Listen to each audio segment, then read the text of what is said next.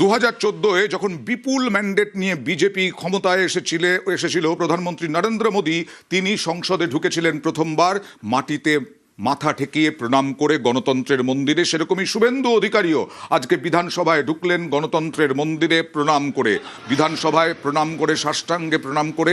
মুখ্যমন্ত্রী শুভেন্দু অধিকারী মুখ্যমন্ত্রী হওয়ার পর বিধানসভায় শুভেন্দু অধিকারী মুখ্যমন্ত্রী হওয়ার পর জুতো খুলে প্রণাম করে বিধানসভায় ঢুকলেন মুখ্যমন্ত্রী শুভেন্দু অধিকারী ঢুকলেন। তারপরে মুখ্যমন্ত্রী তাঁর নিজের ঘরে পুজো করলেন। বিধানসভায় মুখ্যমন্ত্রীর ঘরে শুভেন্দু অধিকারী পুজো করলেন। বিধানসভায় পুজো করার আগে প্রণাম করে ঢুকলেন এই বিধানসভায়, এবং তারপরে তাঁর যে ঘর বিধানসভায়, তার জন্য যে বরাদ্দ ঘর, সেই ঘরে পুজোও দিলেন মুখ্যমন্ত্রী শুভেন্দু অধিকারী।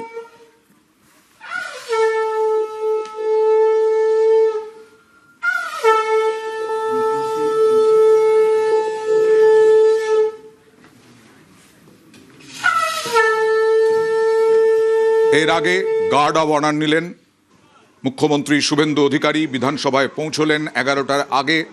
আজকে বিধানসভায় দু দফায় বিধায়কদের শপথ গ্রহণ।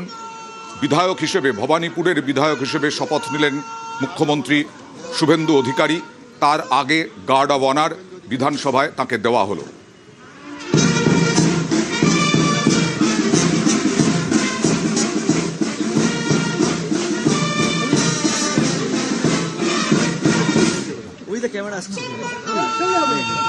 ওটা তো হয়ে গেল।